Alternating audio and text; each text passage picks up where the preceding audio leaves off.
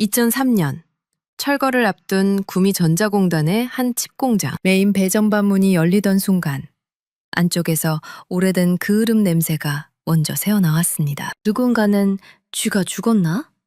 라고 했지만 손전등 불빛이 닿자 모두가 말을 잃었죠. 철제 패널 뒤 사람이 들어갈 수 없는 틈에 한 구의 시신이 끼워진 채 남아 있었습니다. 더 기이한 건 손끝이었습니다. 10손가락 끝이 까맣게 타들어가며 마치 바코드처럼 일정한 줄무늬를 만들고 있었거든요. 기록을 뒤지자 10년 전인 1993년 이 공장에서 여공 한 명이 실종된 사건이 떠올랐습니다. 당시 결론은 단순했습니다. 야반도주, 가출. 그리고 누군가는 속삭였죠.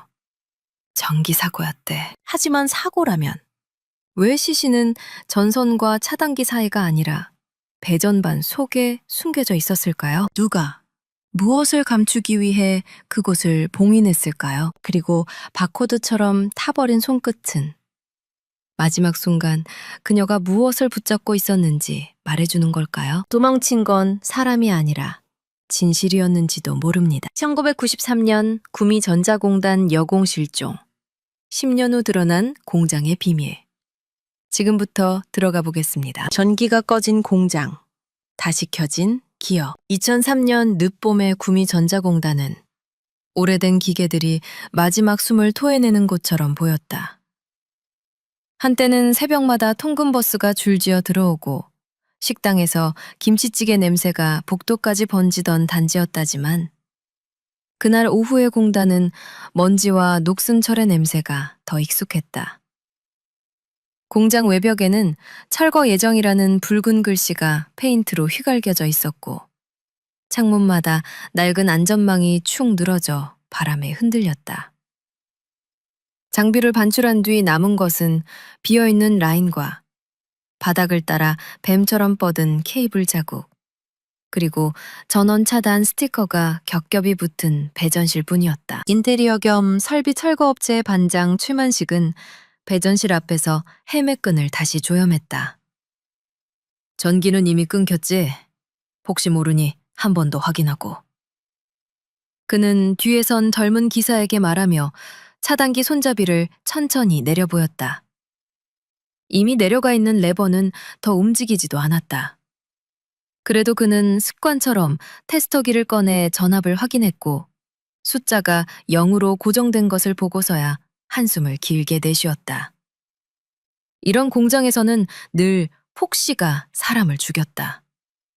특히 메인 배전반은 공장의 레멤버드 심장 같은 곳이라 손끝 하나의 방심이 뼈를 태우는 사고로 이어지곤 했다. 배전반의 문은 예상보다 무거웠다. 오래된 경첩이 떫은 소리를 내며 열리자 안쪽에서 오래 묵은 냄새가 밀려나왔다. 먼지, 습기, 금속의 비린 향, 그리고 어딘가에서 타다 남은 듯한 그을음이 섞인 냄새였다. 젊은 기사가 코를 찡그리며 쥐가 죽었나 봐요 라고 말했지만 최만식은 대답하지 않았다. 대전반 안쪽은 규격화된 선로와 차단기들이 총총히 배열된 평범한 구조였고 누군가 손댄 흔적도 얼핏 보기에는 없었다. 그런데 손전등 불빛이 오른쪽 아래 금속 패널이 덧대어진 모서리를 흐는 순간 그는 본능적으로 손을 멈췄다. 나사 머리 몇 개가 지나치게 새 것처럼 반짝이고 있었고 패널 가장자리에는 전기 테이프가 아니라 누런색의 실리콘 같은 것이 두껍게 발라져 있었다. 이거 원래 이렇게 막아두나? 최만식이 중얼거리자 옆에 기사가 어깨를 으쓱했다. 몰라요. 설비팀이 막았겠죠? 여기 원래 라인 바꾸면서 손댄 데 많다던데요. 그들은 규정대로 사진을 몇 장 남기고 조심스럽게 나사를 풀기 시작했다. 드라이버가 금속에 닿을 때마다 딱, 딱 하는 소리가 배전실의 빈 벽을 때렸다. 마지막 나사가 빠지고 패널이 손끝에서 미세하게 떠오르자 안쪽에서 공기가 한 번 더 밀려나왔다. 이번에는 단순한 습기 냄새가 아니었다. 오래된 탄 냄새, 눅눅한 곰팡이, 그리고 설명하기 어려운 사람의 피부가 타고 남은 듯한 냄새가 아주 희미하게 섞여 있었다. 최만식은 자신도 모르게 한 걸음 뒤로 물러섰고 젊은 기사는 입술을 벌린 채 소리를 삼켰다. 터널과 배전반 사이의 틈은 원래 사람이 들어갈 수 없는 구조였다. 그런데 손전등 불빛이 그 틈으로 파고들자 어둠 속에서 형태를 가진 무언가가 불쑥 떠올랐다. 처음에는 검게 그을린 폐기물 덩어리처럼 보였다. 무릎을 굽혀 가까이 들여다보는 순간 그것이 사람이라는 사실이 가장 먼저 마음을 얼렸다. 꽉 끼워진 자세로 마치 그 좁은 공간에 몸을 억지로 밀어넣은 것처럼 한 구의 시신이 배전반의 내부 구조물 뒤에 눌려 있었다. 옷감은 색을 알아보기 힘들 만큼 발해 있었고 머리카락은 먼지와 함께 엉겨붙어 있었지만 얼굴의 윤곽과 손목의 뼈마디는 여전히 사람의 형상을 고집하고 있었다. 반장님, 젊은 기사가 겨우 입을 열었다. 최만식은 손전등을 조금 더 아래로 비쳤다가 또 한 번 숨이 막혔다. 손이 보였다. 금속을 잡아 본능적으로 버티려 했던 것처럼 손가락이 안쪽을 향해 굽어 있었고 열 손가락 끝은 까맣게 타들어가 있었다. 더 기이한 건 그 끝부분에 일정한 간격으로 남은 선들이었다. 마치 고온의 불꽃이 아니라 규칙적인 무늬를 가진 금속에 눌려 인쇄된 듯한 줄무늬가 손끝마다 반복되고 있었다. 그들은 곧바로 작업을 멈췄다. 최만식은 현장을 건드리지 말라고 지시한 뒤 손이 떨리는 것을 감추려 주머니에서 담배를 꺼냈다가 다시 넣었다. 이곳은 금연 구역이기도 했지만 그보다 지금은 연기 따위로 가릴 수 없는 냄새와 공포가 배전실에 가득했다. 신고는 빠르게 이루어졌다. 공단의 경비실 112 그리고 공장 소유주에게 돌아가며 전화를 걸었다. 전화기를 붙든 손이 식은땀으로 젖어가는 동안 최만식의 머릿속에는 한 가지 생각만 맴돌았다. 이건 사고가 아니다. 사고라면 누가 이걸 이렇게 막아두겠는가? 누가 사람을 메인 배전반의 속으로 숨기듯 넣어두겠는가? 1시간도 채 지나지 않아 경찰차가 도착했고 구미경찰서 강력팀의 서지연 경위가 현장에 들어섰다. 그녀는 배전실 앞에서 장갑을 끼고 현장을 가로지르는 테이프를 넘기며 특유의 무표정으로 공간을 훑었다. 기계가 멈춘 공장은 늘 사람의 마음을 억지로 조용하게 만드는 힘이 있었다. 그녀는 최만식이 설명하는 동안 말없이 고개를 끄덕이다가 패널 가장자리에 실리콘을 손전등으로 비추며 잠시 멈췄다. 이거 최근에 바른 것처럼 보이네요. 그녀의 목소리는 낮고 단단했다. 최근이라기엔 10년 넘었을 수도 있겠죠. 그래도 다른 부분과 질감이 달라요. 누가 일부러 봉인한 겁니다. 그리고 그녀는 몸을 숙여 시신의 손끝을 조심스럽게 관찰했다. 규칙적인 줄무늬는 그녀의 시선을 오래 붙잡았다. 전기사고의 흔적이라면 대개 무작위로 번진 그 흐름과 화상 자국이 남는데 저건 이상하리만큼 정렬되어 있었다. 감식반이 배전실 안으로 장비를 들여오고 사진 촬영과 위치 기록이 이어졌다. 서지연은 최만식에게 몇 가지를 확인했다. 언제부터 이 공장 철거를 맡았는지, 배전실에 들어온 사람은 누구였는지, 패널의 나사가 새 것처럼 보이는 이유가 있는지. 최만식은 자신이 아는 것을 모두 말했지만 그 말 끝에는 늘 같은 결론이 따라붙었다. 우리가 하기 전에는 손댄 사람이 없어요. 최소한 우리가 아는 한. 서지연은 그 문장에 오래 머물렀다. 아는 한이라는 말은 세상에서 가장 많은 거짓을 숨기는 표현이기도 했다. 그때 감식관이 조심스럽게 시신 옆의 작은 틈에서 무엇인가를 집어 올렸다. 낡아 눌어붙은 플라스틱 카드 한 장이었다. 크면은 습기와 먼지로 뿌옇게 변했지만 카드의 모서리에 남은 라미네이팅의 반짝임이 그것이 신분증이나 출입증임을 말해주고 있었다. 감식관이 핀셋으로 카드를 뒤집는 순간 서지연의 눈매가 아주 조금 좁아졌다. 카드 뒷면에 찍힌 희미한 먹색 자국이 손끝에 줄무늬와 같은 간격으로 번져 있었기 때문이다. 바코드처럼 보이는 그 무늬가 우연히 남은 얼룩이라고 하기엔 지나치게 정교했다. 서지연은 잠시 말을 잃었다가 그 카드에 적힌 이름이 완전히 읽히지 않는 것을 확인하자 조용히 물었다.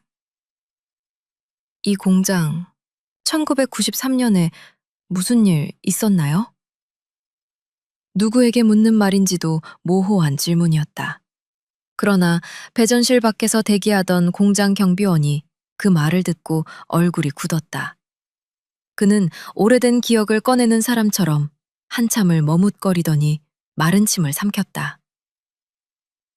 그때 여공 하나가 사라졌다고 들었습니다.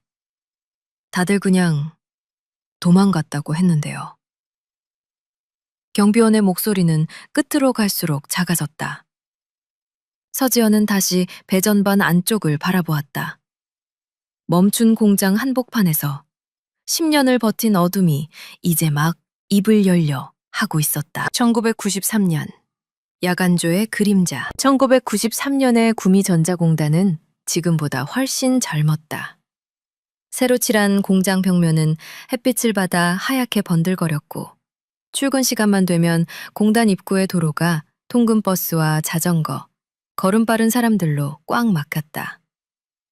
사람들은 서로를 이름보다 몇 라인, 몇 공정으로 불렀고 하루의 리듬은 사이렌처럼 울리는 교대종과 식당의 국냄새, 그리고 생산량을 적어붙인 게시판의 숫자들로 정해졌다.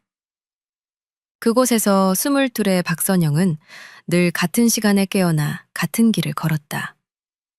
기숙사 3층 끝방에서 눈을 뜨면 낡은 선풍기 날개가 어설프게 돌아가며 먼지를 흩뿌렸고 공동 세면대에서 차가운 물로 얼굴을 씻는 동안 옆자리의 언니들은 오늘도 야간이야? 하고 물었다. 선영은 웃는 듯 말 듯 고개만 끄덕였다.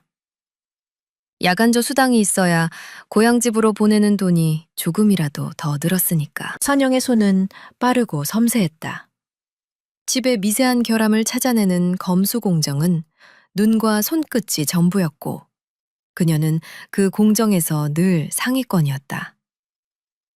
라인 위로 흘러가는 작은 기판들을 집어들고 백색 조명 아래서 각도를 바꿔가며 큐면을 훑는 그 짧은 순간마다 그녀의 눈동자는 반짝였다. 선영아, 너는 진짜 손이 좋다. 같은 라인의 친구 윤정이 자주 말하곤 했다.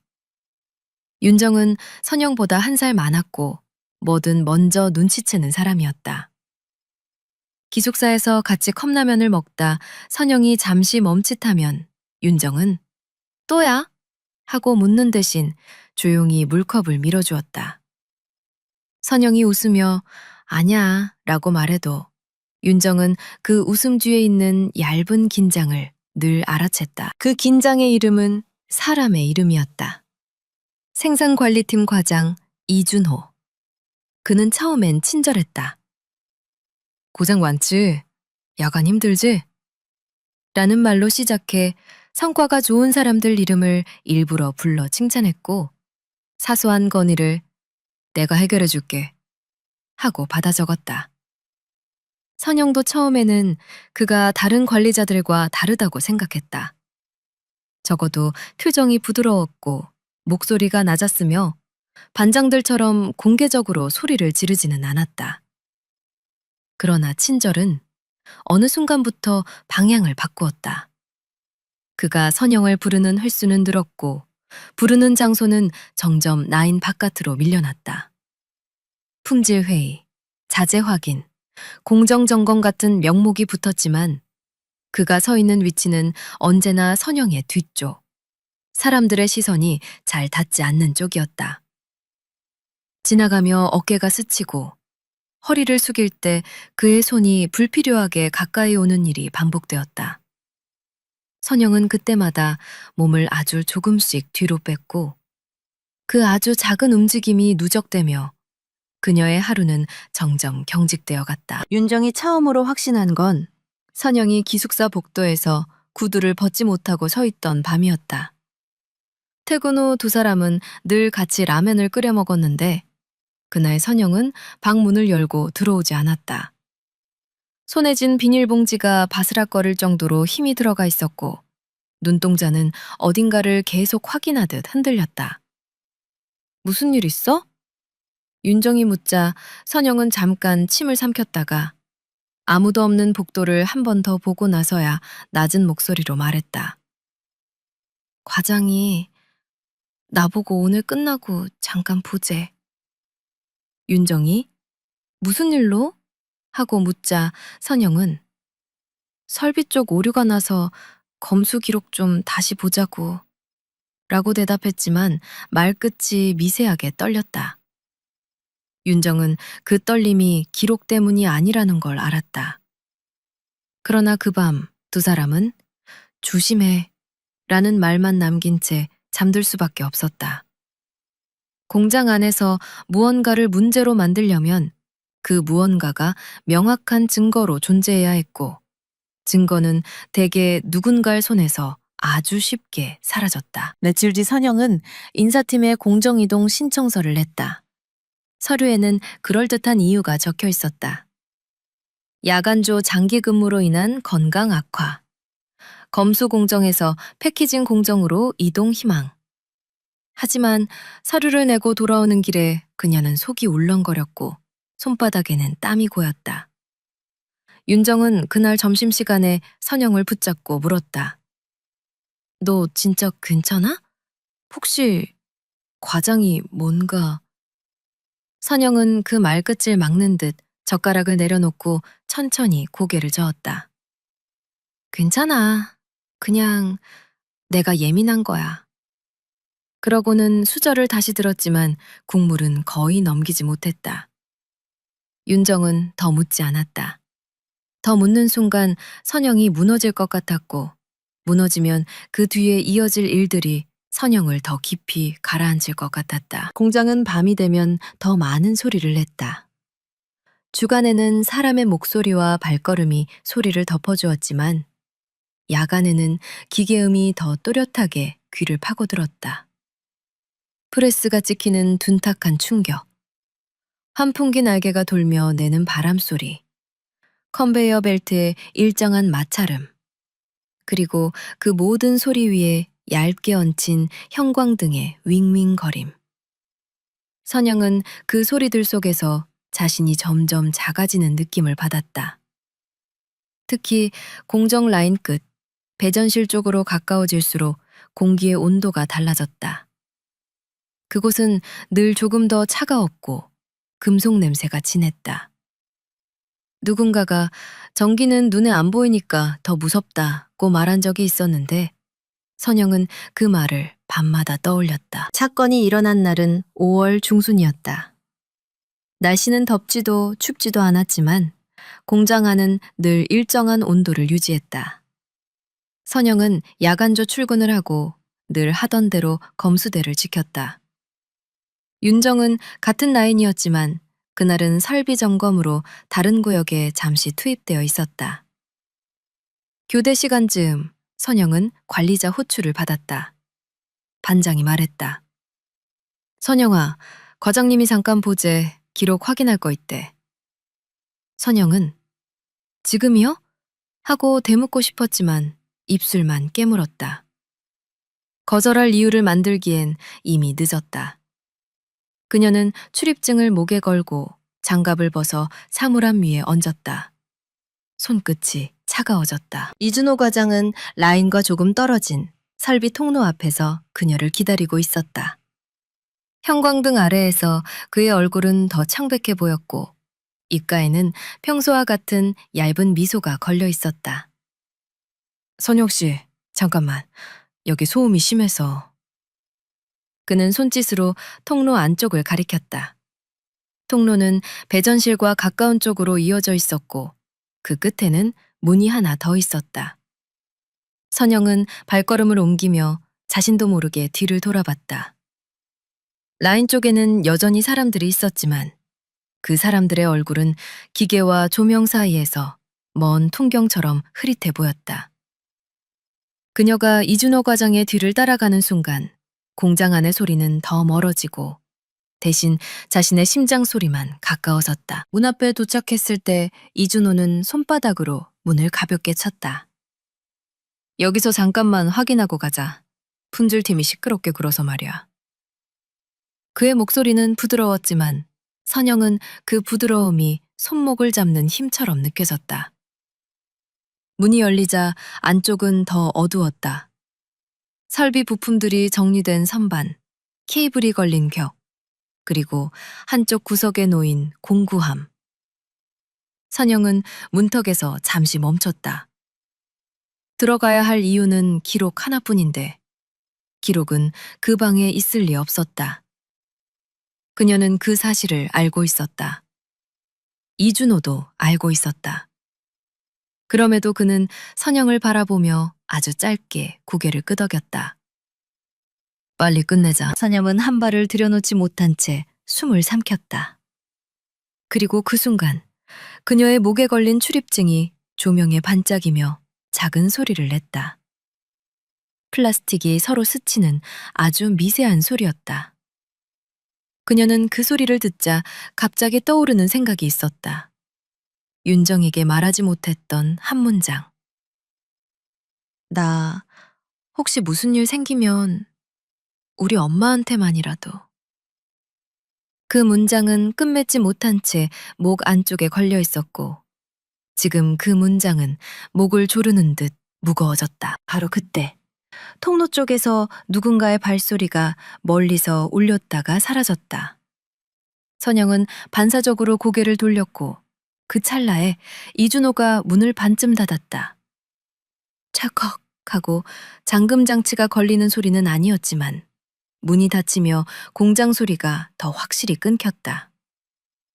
선영은 자신이 지금 어디에 있는지를 그리고 누가 자신과 함께 있는지를 너무 또렷하게 이해했다. 그녀는 뒷걸음질 치며 말하려 했지만 목소리가 나오지 않았다. 어둠과 금속 냄새, 형광등의 윙윙거림, 그리고 한 사람의 숨소리가 방 안에 채웠다. 그날 이후 박선영은 아무에게도 보이지 않았다. 하지만 2003년에 배전반 속에서 발견된 것은 그녀가 사라진 것이 아니라 누군가에 의해 숨겨졌음을 말하고 있었다. 그리고 서지한 경위는 그 사실을 아직 확신하지 못한 채 단 하나의 감각만 붙들고 있었다. 그 방의 어둠이 10년을 건너뛰어 아직도 누군가의 비명을 품고 있다는 감각을. 며칠 뒤 윤정은 새벽 2시가 조금 지난 시간에 기숙사 공중전화 옆에서 서늘한 목소리를 들었다. 수화기 너머의 남자는 이름을 말하지 않았고 숨을 짧게 끊어가며 단 한 문장만 남겼다. 그날 밤 얘기 입 밖에 꺼내면 너도 전기 맛 볼 거야. 윤정은 수화기를 쥔 손에 힘이 풀려 주저앉았고 바닥 타일의 차가움이 그대로 허벅지에 스며들었다. 수화기에서는 이미 뚜 하는 단절음만 울리고 있었지만 윤정의 귀에는 아직도 그 목소리가 남아있었다. 마치 공장 어디선가 보이지 않는 전류가 여전히 흐르고 있는 것처럼. 바코드로 남은 손끝, 지워진 보고서. 서지현 경위가 경찰서로 돌아왔을 때는 이미 해가 기울고 있었다. 구미전자공단 쪽 하늘은 공장 굴뚝과 송전탑 사이로 붉게 갈라져 있었고 차창 밖으로 스쳐가는 풍경은 이상하리만큼 평범해 보였다. 그 평범함이 더 서늘했다. 10년 동안 누군가의 죽음이 메인 배전반 안쪽에 숨겨져 있었다는 사실이 이 도시의 일상과 아무런 충돌도 일으키지 않은 채 흘러왔다는 뜻이었으니까. 지연은 사무실 문을 열자마자 책상 위에 던져진 서류 더미를 보지도 않고 바로 사건 접수실로 향했다. 감식반의 현장 사진, 배전반 내부 구조 스케치, 봉인제 성분 추정 메모, 그리고 시신 옆에서 발견된 낡은 플라스틱 카드. 그 카드 한 장이 이상하게도 다른 증거들보다 더 무겁게 느껴졌다. 숫자와 이름과 얼굴이 오랫동안 말없이 눌어붙어 있을 것 같은 물건이었다. 부검은 다음 날 오전으로 잡혔다. 그날 밤 지연은 과거 기록부터 꺼내들었다. 1993년 구미전자공단 여공 실종. 사건 분류는 가출 및 무단결근 같은 회색지대에 놓여 있었다. 당시의 메모는 단출했다. 기숙사 무단 이탈, 가족 신고, 수배 후 종결. 종결 사유에는 특이사항 없음이 적혀 있었고 그 네 글자는 종이 위에서 너무도 매끈하게 보였다. 특이사항이 없어서 종결된 사건이 아니라 특이사항을 만들지 않기로 한 사건처럼 보였다. 지연은 종이를 넘기며 손끝으로 날짜를 더듬었다. 실종 날짜는 5월 중순, 야간조. 공장 이름은 지금 배전반에서 시신이 나온 그곳이었다. 기록 속 피해자 이름은 박선영, 당시 나이 22. 그녀는 사진도 없었다. 사진이 없다는 것 자체가 가장 기괴했다. 실종자 기록에 신상 사진이 누락되는 경우는 드물었고 특히 기숙사를 쓰는 공단 근로자라면 출입증용 사진이 반드시 남아있어야 했다. 그날 밤 지연은 공장에 관한 자료를 더 끌어모았다. 등기부, 사업자 등록 변경 이력, 생산라인 개조 연역, 안전점검 보고서, 노동청 감사 기록. 대부분은 철거와 매각 과정에서 쏟아져 나온 서류들이었는데 서류의 결은 놀랍도록 비슷했다. 문제가 생겼지만 처리됐고 사고가 있었지만 경미했으며 논란이 있었지만 원만히 정리되었다. 그 사이 어디에선가 사람은 사라졌고 그 사실은 어느 문장에도 제대로 걸리지 않았다. 지연은 자료 사이에서 유독 얇은 파일 하나를 발견했다. 1993년 전기 설비 점검 및 사고 보고. 겉표지에는 도장이 찍혀 있었지만 이상하게도 결제 라인 마지막 칸이 비어 있었다. 보고서 안쪽을 펼치자 그날의 날짜와 시간대가 박선영의 실종 기록과 겹쳐 있었다. 야간조 2시 10분 배전실 주변 순간 정전. 그리고 그 아래에 적힌 결론은 너무도 간단했다. 인명피해 없음, 설비 이상 조치 완료. 인명피해가 없는데 왜 사고 보고서를 따로 올렸는지 설명은 없었다. 오히려 그 문장 하나가 누군가의 불안과 조급함이 남긴 흔적처럼 보였다. 다음 날, 부검실의 공기는 늘 그렇듯 차가웠다. 지연은 흰 가운을 입고 유리창 너머에서 법의관의 손놀림을 바라보았다. 설명은 담담했다.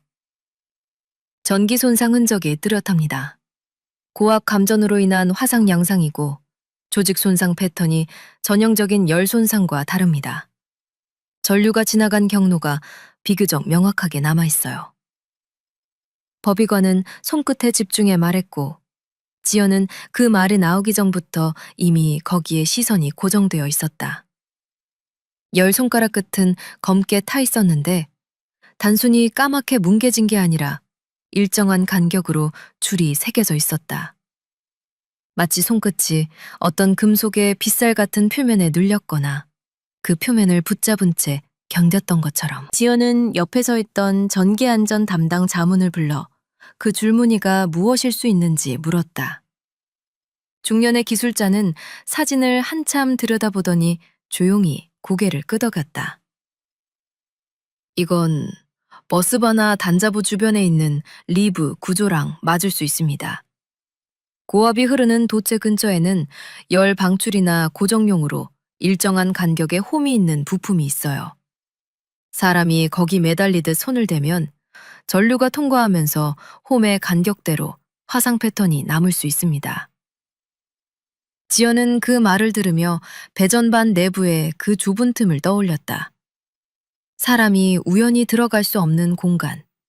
그러나 누군가 억지로 밀어넣으면 충분히 끼일 수 있는 공간. 그리고 그 안에서 손끝이 남긴 바코드 같은 흔적. 그 흔적은 마지막 순간의 공포를 말해주는 동시에 그녀가 무엇을 잡았는지도 말해주고 있었다. 지연은 부검실에서 나오자마자 다시 공장으로 향했다. 이번에는 감식반과 함께 배전반 내부 구조를 더 정밀하게 확인하기 위해서였다. 배전실의 문을 열자 전날의 냄새가 아직 남아 있었다. 금속과 먼지, 그리고 오래된 그을음. 배전반의 패널은 이미 분리되어 있었고 안쪽의 봉인재는 샘플로 채취되어 빈자리가 벌어져 있었다. 지연은 손전등을 들고 그 빈자리 주변을 비췄다. 실리콘처럼 보였던 봉인재는 단순한 방수재가 아니었다. 특정 용도의 절연 봉인재였고 외부에서 쉽게 구할 수 없는 산업용이었다. 감식반이 말했다. 성분 분석 결과가 나왔는데 이 종류는 90년대 초반에 주로 쓰였대요. 요즘은 규격이 바뀌어서 잘 안 쓰고요. 그 말은 곧 시사하는 바가 있었다. 봉인이 오래됐다는 사실 자체보다 봉인이 그 시절의 물건이라는 사실이 더 중요했다. 누군가가 1993년 무렵 이 배전반을 열고 무언가를 넣고 다시 봉인했다는 뜻이었으니까. 지연은 배전반 안쪽 깊숙한 곳, 시신이 있던 공간의 금속 프레임을 살폈다. 거기에는 오래된 손자국도 발자국도 남아있지 않았다. 대신 아주 작은 긁힘들이 일정한 방향으로 나 있었다. 무거운 물건을 끌어넣은 흔적처럼 보였다. 그리고 그 긁힘들이 멈춘 지점, 그 바로 옆에 리브가 있는 금속 부품이 있었다. 기술자는 고개를 끄덕이며 말했다. 저 부품입니다. 손끝 패턴이랑 간격이 거의 같아요. 지연은 그 순간 무언가가 이어지는 느낌을 받았다. 기록, 냄새, 봉인재, 그리고 손끝의 바코드.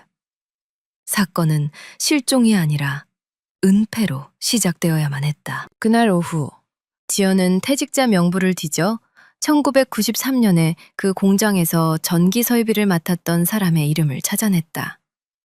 김도식. 당시 설비팀 선임이었고 지금은 공단 외곽에서 작은 철물점을 한다는 기록이 있었다. 지연은 동료 한 명과 함께 그의 가게를 찾았다. 철물점은 낡은 간판 아래로 쇠사슬과 절연 테이프, 각종 공구들이 빽빽하게 걸려 있었고 가게 안쪽에는 오래된 라디오가 낮게 울렸다. 김도식은 지연이 신분증을 꺼내 보이자 잠깐 멈칫하더니 마지못해 의자를 내주었다. 그의 손등에는 오래된 화상 자국이 있었고 그 자국은 전기일을 오래 한 사람들의 손이 어떤 모양으로 변하는지 말해주고 있었다. 지연은 바로 본론으로 들어가지 않았다. 1993년의 공장 분위기, 야간조의 작업 방식, 배전실 출입 규정, 당시 전기 사고가 실제로 있었는지. 김도식은 처음엔 기억이 잘 안 난다는 말로 버텼다. 그러나 지연이 배전반 봉인재 사진과 손끝 화상 패턴 사진을 조용히 책상 위에 올려놓는 순간 그의 표정이 확연히 바뀌었다. 그는 사진을 보자마자 눈을 피했고 손가락으로 담뱃갑을 만지작거리다 끝내 담배를 꺼내지 못했다. 그리고 한참이 지나서야 낮은 목소리로 말했다. 그건 그때도 이상했어요. 배정반을 그렇게 막을 이유가 없었거든. 지연이 누가 막았습니까? 라고 묻자 김도식은 입술을 깨물었다. 말하지 않으려는 사람의 표정이 아니라 말하는 순간 무너질 걸 아는 사람의 표정이었다. 김도식은 결국 아주 조금씩 이야기를 흘리기 시작했다. 그때 과장 하나가 있었는데 생산관리 쪽 이름이 이준호였나? 그 사람이 밤에 배정실 근처를 자주 왔어요. 전기 아는 사람도 아닌데 괜히 여기저기 참견하고. 그의 말은 늘 끝이 흐려졌다. 그리고 어느 날은 야간에 순간 정전이 있었어요. 짧았는데 그 뒤로 나한테 뭘 좀 도와달라더라고. 기록은 내가 처리할 테니 네가 그냥 마감만 깔끔하게 해라. 이런 식으로. 지연이 무슨 마감이라고 묻자 김도식은 잠시 손을 떨었다. 배전반 안쪽이요. 그때도 실리콘 같은 걸 발랐어요. 절연제. 그리고 나사도 새로 박았지. 지연은 그 말이 끝나자마자 마치 오래된 회로가 갑자기 연결되듯 머릿속에서 장면이 그려지는 것을 느꼈다. 야간조, 배전실 주변, 순간 정전, 그리고 누군가가 마감이라고 부르는 봉인. 그녀는 조용히 물었다. 그때 실종된 여공 이야기 들으셨습니까? 김도식은 대답하지 않았다. 대신 그의 시선이 가게 안쪽 어둠으로 잠깐 도망갔다 돌아왔다. 그리고 마침내 거의 속삭이듯 말했다. 사람들이 말은 했죠. 근데 다들 입을 닫았어요. 공장은 그런 데였으니까. 지연은 자리에서 일어나며 김도식에게 명함을 건넸다. 기억나는 게 더 있으면 연락 주세요. 지금 말씀하신 것만으로도 충분히 중요합니다. 김도식은 명함을 받았지만 손가락 끝이 명함을 제대로 잡지 못하고 미끄러졌다. 지연이 문을 열고 나가려는 순간 김도식이 갑자기 그녀를 불렀다. 경위님. 지연이 돌아보자 그는 고개를 숙인 채 말했다. 그때 그 과장 절연장갑을 끼고 있었어요. 전기 작업할 때 끼는 거. 이상했죠? 전기하는 사람도 아닌데. 그 한 문장이 지연의 발목을 잡았다. 절연장갑을 낀 비전문가. 전기가 위험하다는 걸 알고 있었던 사람. 위험을 알고도 누군가를 배전반 안쪽으로 몰아넣을 만큼 가까이 있었던 사람. 경찰서로 돌아오는 길에 지연의 휴대전화가 짧게 울렸다. 문자였다. 발신자 표시가 없는 오래된 방식의 메시지였다. 그 공장일 더 파지 마. 10년 전에도 다들 그렇게 끝냈어. 지연은 창문 밖으로 지나가는 공단의 도로를 바라봤다. 전기는 눈에 보이지 않지만 흐르는 방향은 늘 흔적을 남긴다. 누군가는 그 흔적을 지우려 했고 누군가는 그 흔적을 더 깊이 숨기려 했으며 결국 그 흔적은 손끝의 바코드처럼 정직하게 남아있었다. 지연은 휴대전화를 꺼내 문자 화면을 캡처한 뒤 조용히 중얼거렸다. 끝낸 게 아니라 덮어둔 거지. 그리고 그날 밤 감식반에서 보내온 이메일 한 통이 지연의 심장을 한 번 더 눌렀다. 배전반 내부에서 채취한 봉인제 속에서 아주 작은 섬유 조각이 발견됐다는 내용이었다. 섬유는 여성 작업복에서 흔히 쓰이던 소재와 유사했고 무엇보다도 그 섬유에 묻은 검은 그을음의 패턴이 손끝의 바코드 간격과 같은 방향으로 번져 있었다. 누군가는 그날 밤 그 공간에서 분명히 사람을 다뤘다. 그리고 이제 지연은 그 사람의 이름에 거의 도달해 있었다. 닫힌 문, 열린 진실. 서지연 경위는 사건을 배전반 안의 시신으로만 보지 않으려 애썼다. 메인 배전반은 누군가의 죽음을 숨기는 데 적합한 장소가 아니었다. 거긴 공장의 심장이었고 누구나 두려워하는 동시에 누구나 손을 대야 하는 곳이었다.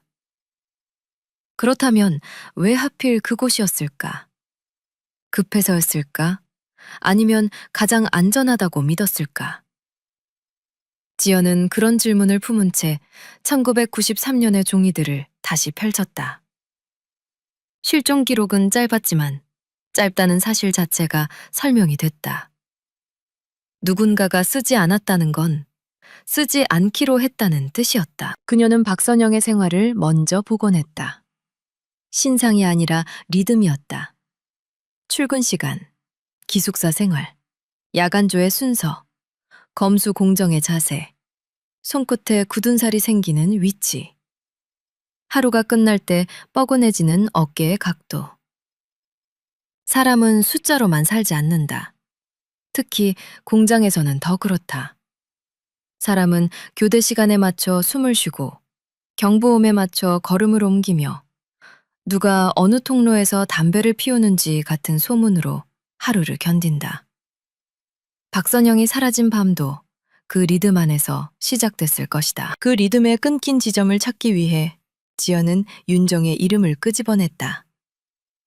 1993년 기숙사 동거인, 같은 라인 근무, 마지막으로 박선영을 본 사람이라는 희미한 기록이 수사 보고서 구석에 있었다. 윤정은 지금 구미를 떠나 대구 변두리에서 작은 분식집을 하고 있었다. 전화로 신분을 밝히자 수화기 너머의 침묵이 길었다. 마치 그 이름을 듣는 순간 시간이 뒤로 꺾이는 것처럼. 지연은 억지로 다그치지 않았다. 대신 선영 씨가 어떤 사람이었는지부터 들려주시면 됩니다. 라고 말했다. 윤정은 한참 뒤 아주 낮은 목소리로 대답했다.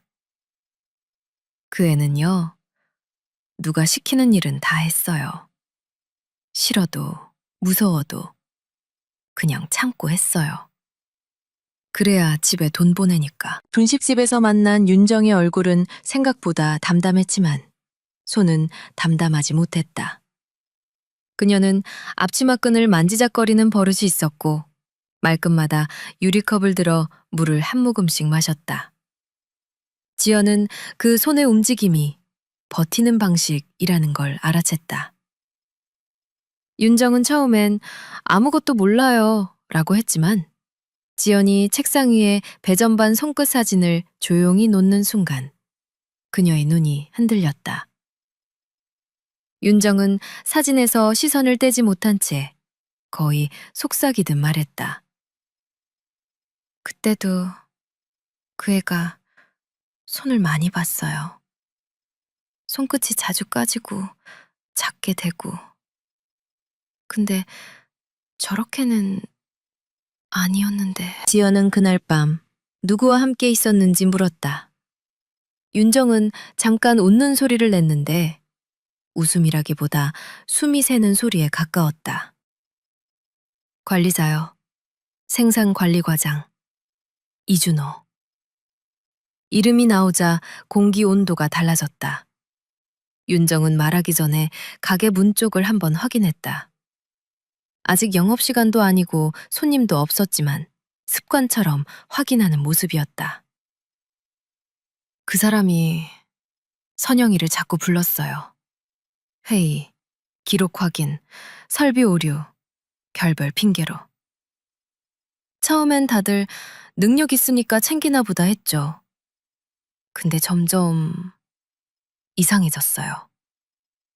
선영이가 기숙사에 들어와서 문 앞에서 한참 못 들어오던 날도 있었고 이동 신청서도 냈어요. 근데 서류가 없어졌대요. 담당자가 못 봤다고. 윤정의 이야기는 분명한 문장으로 나오지 않았다. 대신 작은 조각들이었다. 선영이 야간조 때 유난히 물을 많이 마시던 것, 라인 끝에 통로를 피하려고 돌아가던 것, 누가 뒤에서 부르면 어깨가 먼저 굳어지던 것. 지연은 그 조각들을 하나씩 받아 적으며 문장으로 만들지 않았다. 이 사람에게서 문장을 억지로 뽑아내면 윤정은 다시 닫혀버릴 것이다. 그래서 지연은 윤정이 먼저 고백하도록 기다렸다.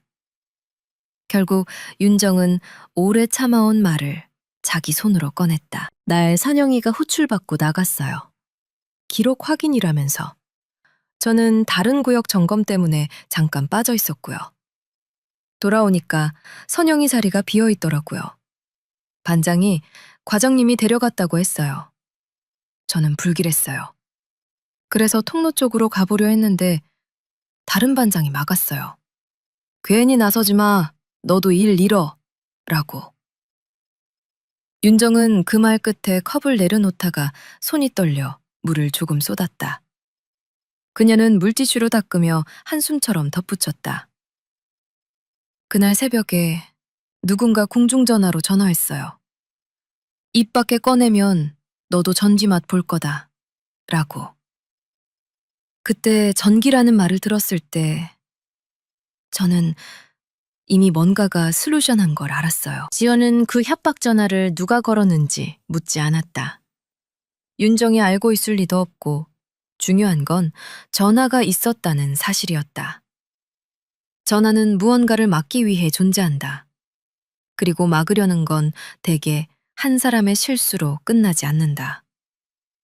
지연은 윤정의 말에서 반복되는 단어 하나를 붙잡았다. 전기. 협박에 전기가 나온 이유는 그들이 그 밤의 진실을 전기의 언어로 이미 공유하고 있었기 때문이었다. 윤정과 헤어진 뒤 지연은 노동청 기록을 파고들었다. 1993년 당시 공장 내 보건실 운영 명부, 야간조 응급처치 로그, 약품 반출 기록. 대부분은 종이가 발에 읽기 어려웠고 일부는 페이지가 통째로 뜯겨나간 것처럼 비어 있었다. 그러나 비어 있음은 때때로 가장 큰 증거였다. 지연은 그 비어 있는 날짜가 박선용 실종 날짜와 겹치는지 확인했고 겹쳤다. 그리고 그 빈칸을 채워줄 사람을 찾아냈다. 당시 보건실에서 야간 근무를 했던 간호조무사 이정화. 그녀는 지금 칠곡의 작은 의원에서 일하고 있었다. 이정화는 처음엔 기억이 가물가물하다고 했다. 공장 보건실이 얼마나 바빴는데요. 손 대인 사람, 눈 따가운 사람, 기침하는 사람. 매일 똑같았죠. 하지만 지연이 날짜를 정확히 말하자 정화의 표정이 잠시 멈췄다. 그 멈춤이 지연에게는 충분했다. 사람은 진짜로 기억이 없을 때 멈추지 않는다. 멈추는 건 기억이 있는데 꺼내기 싫을 때다. 지연은 전기화상 치료한 적 있으세요? 라고 조심스럽게 물었다. 정화는 입술을 다물고 고개를 숙였다. 그리고 낮게 말했다. 그날 새벽에 남자 하나가 왔어요. 손이 탔어요. 화상이라기보다 뭔가에 튄 것처럼 검고 거칠게. 근데 그 사람은 아프다기보다 화가 나 있었어요. 기록 남기지 말라고 했죠. 공장 간부였어요. 이름은 이준호. 정화는 그때 그 남자가 절연장갑을 들고 있었다고 말했다. 보건실에 오면서까지 장갑을 벗지 않았고 장갑을 벗는 순간에도 손을 숨기려 했다는 것. 약도 달라 했어요. 수면제 같은 거 있냐고. 그때는 그런 건 함부로 못 줬죠. 그래서 진정제 대신 일반 진통제랑 소독약만 줬어요. 그리고 그 사람이 나가면서 오늘 일은 없던 일이라고 했어요. 정화는 그 문장을 말하면서 고개를 젓고 웃었다. 웃음은 자주에 가까웠다. 그때 저는 그냥 겁났어요. 공단은요, 그런 말이 통하던 곳이었거든요. 지연은 차 안에서 한동안 핸들을 잡은 채 움직이지 못했다. 윤정의 협박 전화, 보건실에 기록 남기지 말라는 강요, 절연장갑, 새것 같은 나사와 봉인제. 각각은 따로 보면 애매했다. 하지만 함께 놓으면 하나의 흐름이 됐다. 그날 밤에 전기가 있었다가 아니라 그날 밤의 전기가 누군가에게 필요했다로 문장이 바뀌었다. 지연은 공장 내부 배전반 구조를 머릿속에서 다시 그렸다. 사람이 우연히 들어갈 수 없는 틈. 그 틈에 사람이 끼워져 있었던 이유. 누군가가 죽음을 숨길 장소를 고른 게 아니라 죽음이 발생한 장소를 가장 손쉬운 은폐의 형태로 바꿔버린 것일 수 있었다. 그러려면 그 장소를 가장 잘 아는 사람의 도움이 필요했다. 설비팀 선임 김도식이 떠올랐다. 그리고 김도식이 말끝을 흐리며 했던 그 한마디도 마감만 깔끔하게 해라. 지연은 다시 김도식을 불러냈다. 이번엔 사진 몇 장을 더 가져갔다. 보건실 증언, 협박 전화의 존재, 그리고 무엇보다 봉인제 성분 분석 결과. 김도식은 사진을 보자마자 숨을 길게 내쉬더니 마치 오래된 전기 스위치를 내리는 사람처럼 결심한 얼굴이 됐다. 그때 나 혼자 한 게 아니에요. 그는 말했다. 야간조에 전기 담당이 나랑 후배 하나 있었고 과장이 불렀어요. 배전실로. 안쪽에서 소리가 났어요. 누가 문 두드리는 소리 같기도 했고 금속 긁는 소리 같기도 했고. 근데 문을 열자마자 조용해졌어요.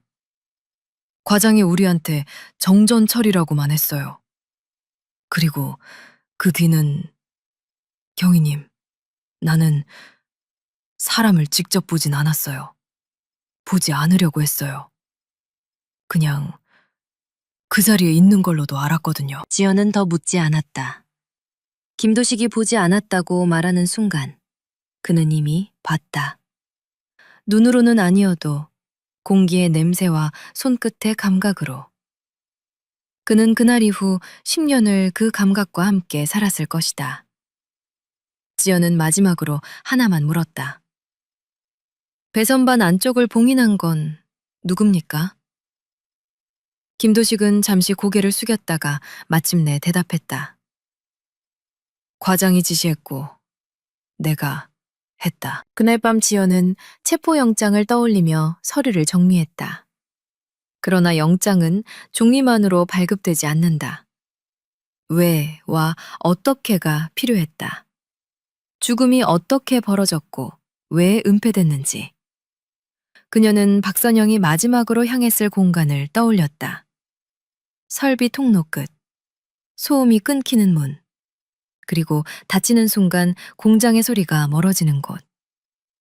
그곳에서 무엇이 있었는지 직접 눈으로 확인해야 했다. 지연은 철거업체에게 연락해 통로 끝 창고 겸 설비실의 문을 열 수 있냐고 물었다. 최만식은 난감해하며 말했다. 문은 있어요. 근데 안쪽은 비워뒀다던데. 예전부터 자물쇠가 두 겹이었어요. 이상하긴 했죠. 전화를 끊는 순간 지연의 휴대전화가 다시 울렸다. 이번엔 번호가 찍혀 있었다. 낯선 번호였지만 구미 지역 번호였다. 지연이 받자 숨가쁜 남자 목소리가 튀어나왔다. 경희님, 큰일 났습니다.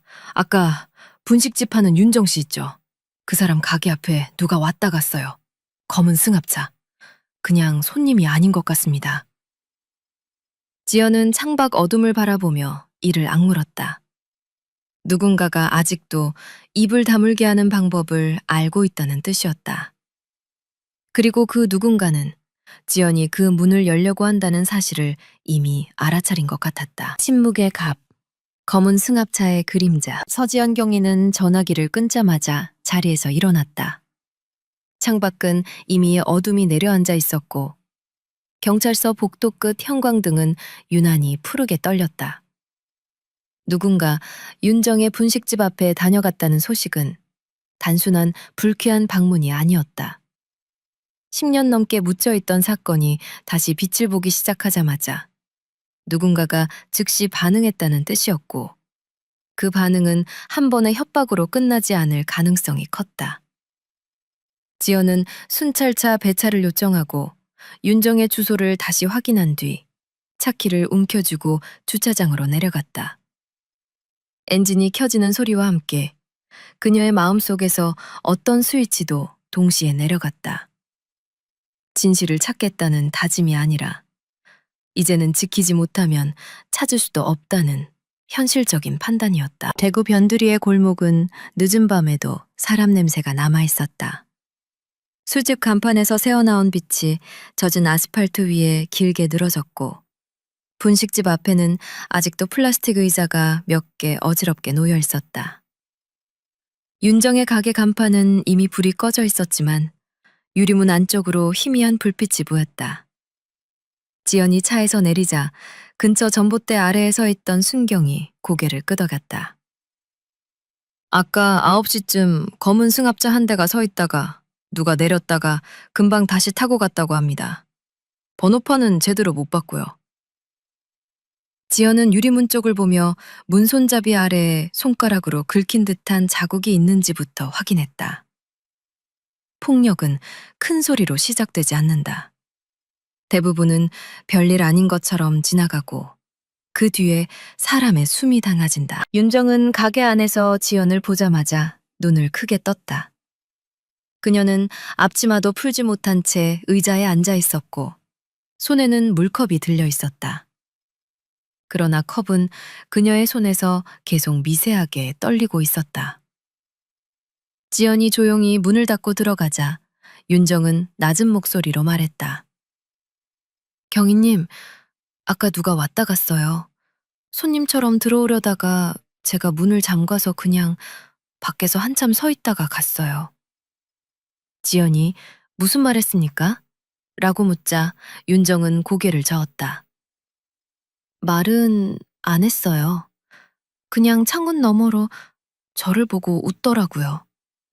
웃는데 웃는 얼굴이 아니라 알지 하는 얼굴이었어요. 지연은 가게를 한 바퀴 돌며 창문 잠금 장치와 뒷문을 확인했다.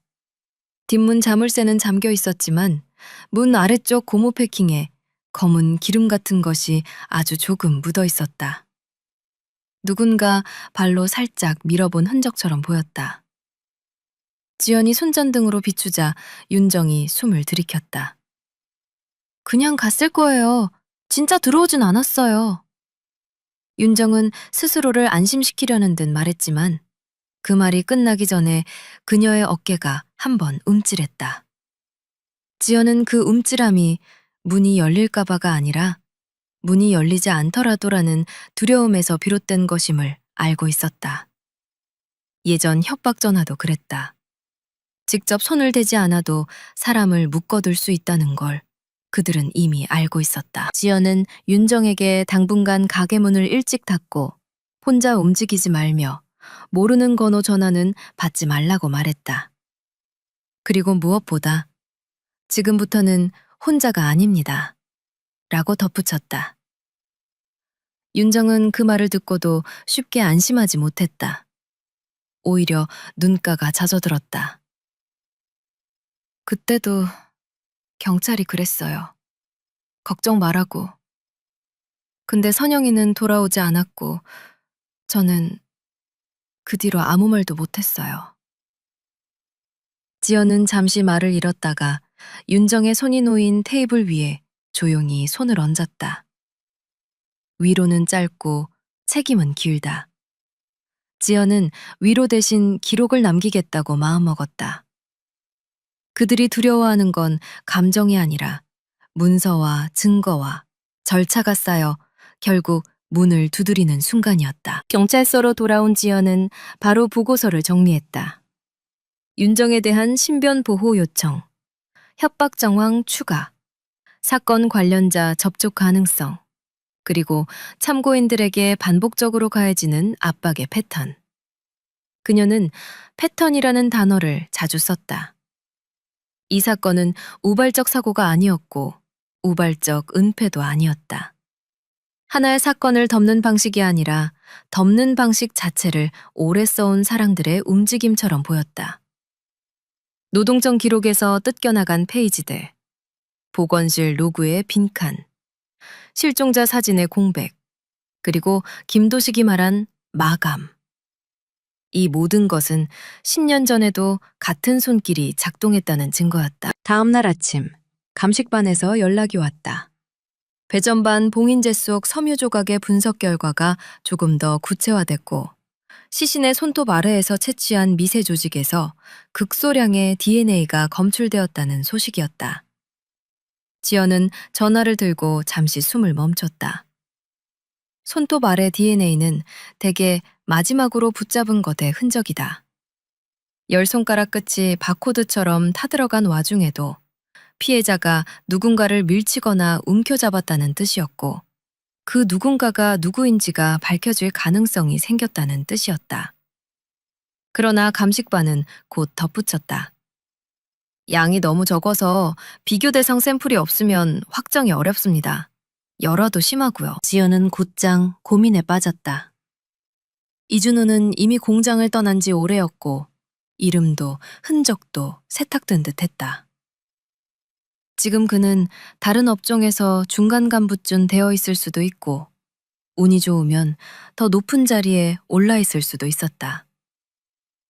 지연은 그의 현재 신분을 조회했고 결과는 불쾌하게도 예상과 맞아 떨어졌다. 그는 서울 쪽으로 올라가 관련 업계의 협력사 임원으로 재직 중이었고 공장 시절의 경력은 생산 관리가 아니라 프로젝트 운영 같은 말로 포장되어 있었다. 지연은 그 프로필에서 사람은 바뀌어도 시스템은 남는다는 사실을 다시 확인했다. 그리고 그 시스템은 지금도 전화 한 통이면 움직일 수 있는 것처럼 보였다. 실제로 그날 오후 지연에게 낯선 내선이 걸려왔다. 상대는 경찰서 윗선이 아니라 조정이 필요하다는 말로 시작하는 외부 기관의 담당자였다. 그는 친절한 목소리로 사건이 민감하니 과도한 추측은 삼가달라. 증거가 불충분하면 당사자 명예훼손이 된다. 언론에 흘러나가면 공단 이미지가 타격을 받는다. 는 말을 차례로 꺼냈다. 지연은 그 말들이 모두 누군가의 입에서 수십 번 연습된 문장처럼 매끄럽다는 걸 느꼈다. 그녀는 명예는 진실 위에서만 보호됩니다. 라고 짧게 말하고 전화를 끊었다. 끊고 나서 손바닥을 보니 자신도 모르게 펜을 너무 세게 쥐고 있었다. 그날 저녁 지연은 김도식에게 다시 연락을 시도했지만 통화가 되지 않았다. 가게로 찾아가니 셔터가 내려가 있었고 이웃 상인은 아침에 급하게 나가더니 아직 안 돌아왔다고 말했다. 지연은 가슴이 싸해졌다. 참고인이 갑자기 연락이 끊길 때 이유는 대개 두 가지다. 마음이 바뀌었거나 마음을 바꾸게 당했거나. 그녀는 윤정, 이정화에게도 연락해 무사한지 확인했다. 윤정은 순찰차가 골목을 돌긴 하는데 여전히 무섭다고 했고 이정화는 오늘 병원 앞에 낯선 사람이 서 있었다고 했다. 지연은 체크리스트처럼 그들의 말을 받아 적었다. 종이에 쓰인 공포는 적어도 없던 일로 지워지지 않는다. 밤이 깊어질수록 지연은 사건의 중심이 점점 선명해지는 것을 느꼈다. 1993년의 죽음이 우발적인 감전사고라면 10년 동안 이렇게까지 사람들을 묶어둘 필요가 없다. 우발은 시간이 지나면 흐려진다. 그런데 이 사건은 시간이 지나도 손이 뻗어왔다. 그 말은 그날 밤에 단순한 사고보다 더 큰 이유가 있었음을 뜻했다. 그리고 윤정이 말했던 단서가 계속 마음에 걸렸다. 선영이 이동신청서를 냈는데 사라졌다는 것, 과장이 선영을 반복적으로 불렀다는 것, 그리고 선영이 불안해하던 생활의 흔적들. 지연은 사건을 다시 문장으로 바꿨었다. 배전반에서 죽은 여공이 아니라 배전반으로 몰린 여공. 그 문장은 자연스럽게 다음 문장을 불러왔다. 누가, 왜 몰았는가. 새벽 무렵 지연의 휴대전화가 울렸다. 감식반이었다. 경위님, DNA 비교를 위한 기준 샘플을 확보할 방법이 필요합니다. 확정까지는 아니지만 지금 나온 프로파일은 남성으로 추정되고요. 손톱 아래에서 나온 게 누군가의 피부 조직일 가능성이 큽니다. 지연은 창밖의 어둠을 보며 잠시 생각하다가 마침내 결정을 내렸다. 그 사람을 불러야겠네요. 공식 참고인으로. 그녀는 스스로도 잘 알고 있었다. 그를 부르면 그는 움직인다. 움직이면 흔적이 생긴다. 흔적이 생기면 그가 가진 침묵의 갑비, 모습을 드러낼 수 있다. 지연은 다음 날 오전 이준호에게 참고인 출석 요구서를 발송하기 위한 절차를 밟았다. 서류를 출력하는 프린터 소리가 유난히 크게 들렸다. 종이가 나오는 동안 그녀는 문득 배전반 속에서 발견된 손끝의 바코드를 떠올렸다. 사람을 숫자로 만들던 공장, 작업자를 라인의 부품처럼 취급하던 공간, 그리고 마지막 순간에 손끝으로 남겨진 규칙적인 줄무늬. 그 줄무늬는 누군가의 장갑이나 단자 구조를 말하는 동시에 10년 동안 반복된 침묵의 규격을 말하는 것 같았다. 서류가 완전히 출력되었을 때 지연의 책상 위 전화가 다시 울렸다. 이번에는 순찰팀이었다. 경위님, 윤정 씨 분식집 근처에서 어제 봤다는 검은 승합차를 다시 발견했습니다. 이번엔 조금 더 가까이서 봤고 번호판 일부를 확보했습니다. 지연은 펜을 들어 번호를 받아 적다가 마지막 두 자리가 적히는 순간 손이 멈췄다. 번호 조각은 우연처럼 보였지만 그녀에게는 우연이 아니었다. 그 승합차는 단지 윤정을 겁주러 온 게 아니라 지금 누가 말하고 있는지를 확인하러 온 눈이었다. 지연은 종이를 접어 봉투에 넣으며 조용히 중얼거렸다. 이제 문이 하나 열리려 한다. 그리고 문이 열릴 때마다 누군가는 더 큰 힘으로 다들여 들 것이다. 바코드의 끝, 이름의 시작. 이준호에게 참고인 출석 요구서가 발송된 날. 서지연 경위는 한 번도 커피를 마시지 못했다. 종이컵을 들었다 놓는 손끝이 계속해서 배전반 속의 줄무늬를 떠올리게 했기 때문이다. 규칙적인 간격으로 타들어간 손끝. 바코드처럼 남은 화상 자국은 단순한 감전 흔적이 아니라 마지막 순간의 버팀, 마지막 순간의 저항이었고 무엇보다 나는 여기 있었다는 흔적이었다. 그 흔적이 10년을 넘어 다시 빛을 보게 되자 누군가는 다시 어둠을 끌어오려 했다. 순찰팀이 확보한 승합차 번호 조각은 차량 조회로 이어졌고 차는 개인 용역업체 명의로 등록되어 있었지만 실제 운행자는 서울의 한 법무법인과 꾸준히 거래하던 위기관리 컨설팅 하청업체로 연결되어 있었다. 지연은 그 연결고리를 보며 이 사건이 한 사람의 도덕성 문제로만 끝나지 않으리라는 걸 직감했다. 사건이 다시 살아나는 순간 누군가가 관리를 시작했다는 건 그들이 이미 오래전부터 같은 방식으로 살아남았다는 뜻이었으니까. 지연은 먼저 공장 쪽으로 향했다. 철거업체 최만식이 말했던 통로 끝 살비실. 두 겹 자물쇠로 잠겨 있었다는 그 문을 열지 않고서는 왜 배전반이었는가에 대한 마지막 조각이 맞춰지지 않을 것 같았다. 영장을 신청해 받기까지 시간이 걸렸지만 그 시간은 오히려 지연에게 유리했다. 기다리는 동안 그녀는 진술을 단단히 쌓았다. 윤정의 진술서에는 과장이 선영을 반복적으로 호출했고 그날 밤 이후 연락이 끊겼다는 문장이 들어갔고 보건실 간호조무사 이정화의 진술서에는 야간에 간부가 화상손으로 찾아와 기록을 남기지 말라고 했다는 문장이 들어갔다. 설비팀 김도식은 마지막까지 흔들리다가 결국 경찰서로 들어와 도장을 찍었다. 봉인은 과장의 지시였고 내가 했다는 자백은 칼날처럼 차가웠지만 지연은 그 문장을 따뜻하게 붙잡았다. 누군가의 두려움이 문장으로 변하면 그 문장은 더 이상 쉽게 지워지지 않는다. 영장이 떨어진 날 오전 지연과 감식반은 다시 공장으로 들어갔다. 설비 통로 끝문은 예상대로 두 겹이었다. 바깥 자물쇠는 녹이 슬어 있었지만 안쪽의 금속 걸쇠는 이상하리만큼 관리가 되어 있었다.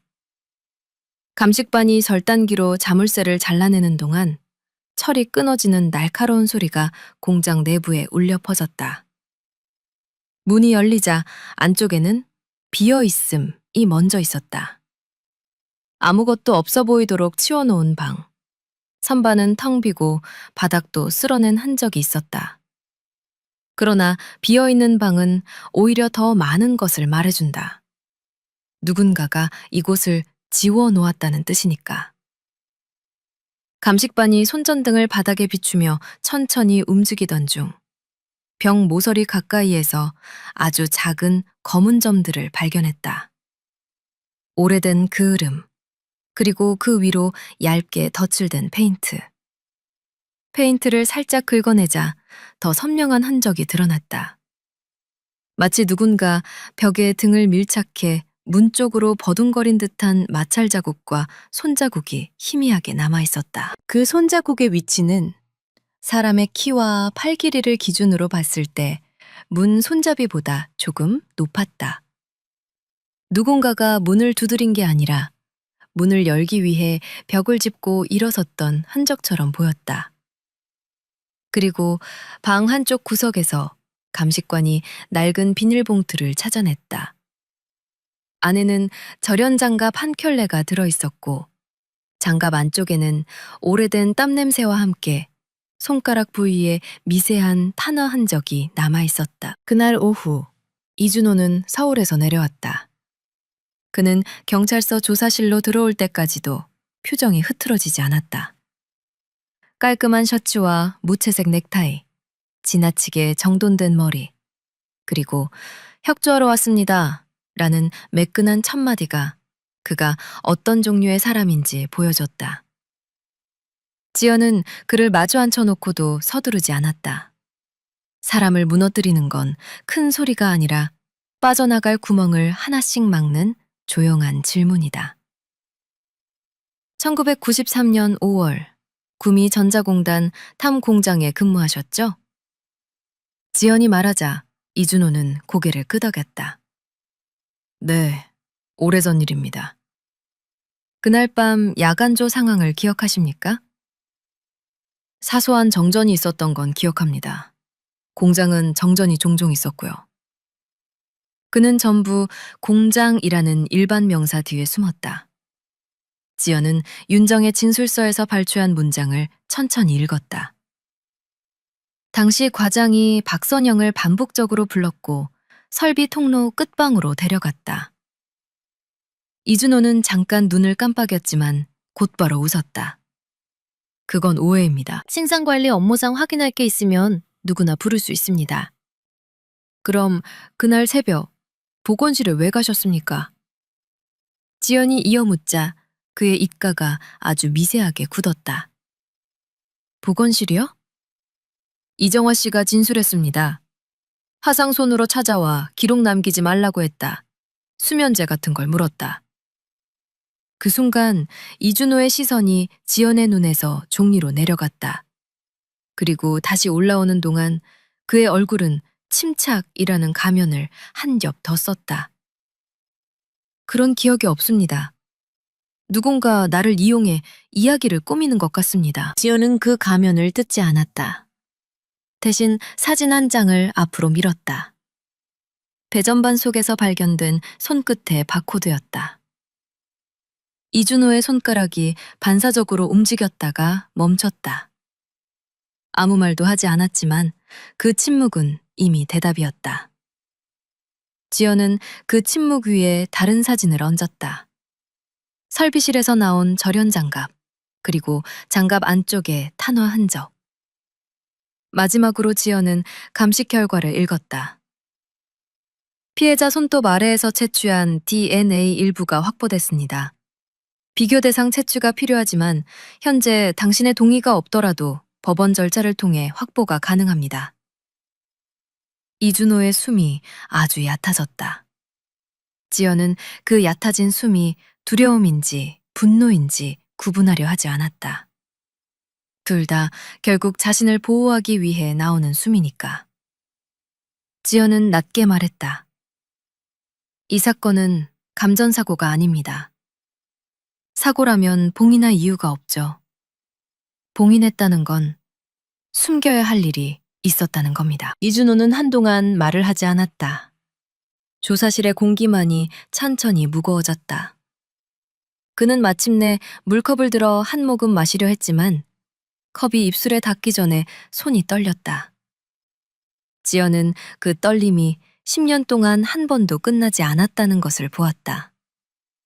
이준호는 마치 자기가 먼저 질서를 세우려는 사람처럼 목을 가다듬고 말했다.